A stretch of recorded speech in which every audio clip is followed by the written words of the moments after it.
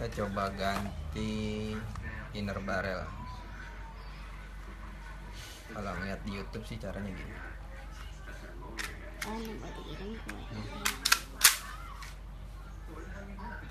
Ganti,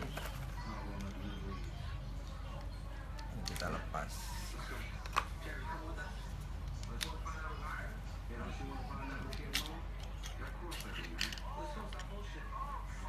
Dari yang plastik kita ganti pakai yang besi.